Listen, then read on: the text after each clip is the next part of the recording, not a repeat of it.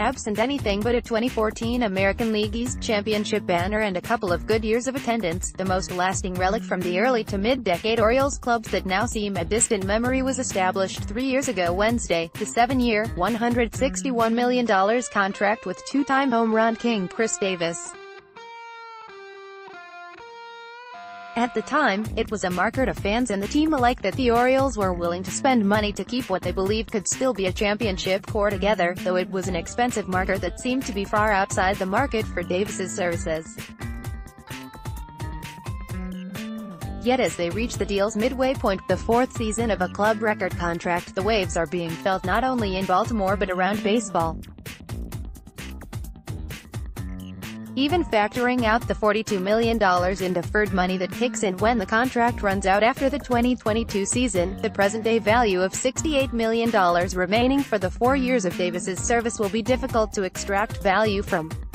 In 2016, the first year of the deal, Davis hit 38 home runs and drove in 84 runs while batting .221, albeit with 2.8 wins above replacement WAR, according to Fangraphs. Considering that 1.0 WAR was worth around $8 million on the open market that winter, Davis delivered fair value that year. But as for 2017, when he hit .215 with 26 home runs in 128 games with a 0.1 WAR, the same obviously can't be said.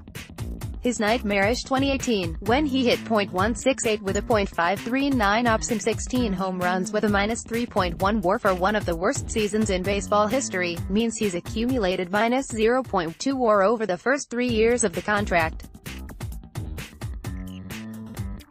He would need to produce over 15 WAR over the remainder of the deal to cover just the present-day money.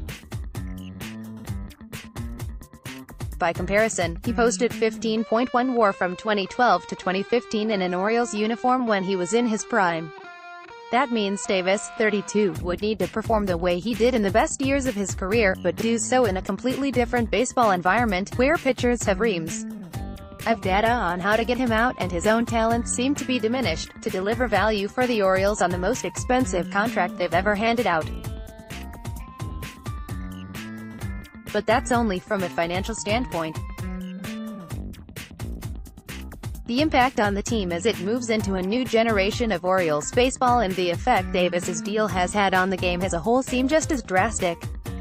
There was always an issue with opportunity cost in re-signing a first baseman-only player for that long, especially going into an era in which positional flexibility is valued.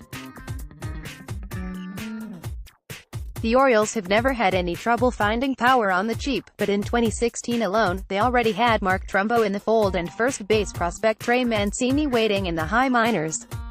The resulting baseball conundrum for the Orioles in the past several years has forced Mancini into left field and initially put Trumbo in right field. Even when Trumbo became primarily a designated hitter, that made it difficult to shuffle everyday players into the DH spot to get them a day or two off their feet.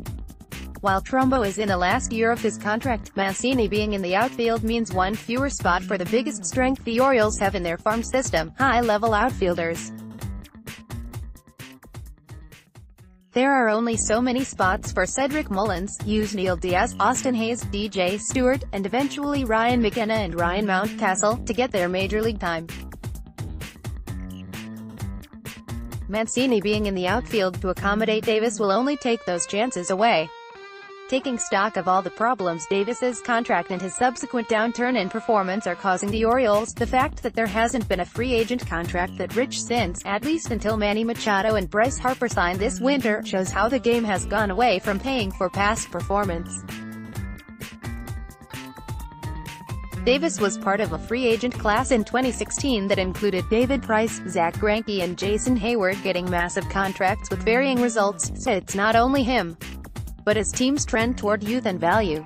Overall else, the Orioles now among them, the presence of Davis and his mammoth contract amid the rubble of the Orioles teardown shows what's between the team and a clean slate going forward.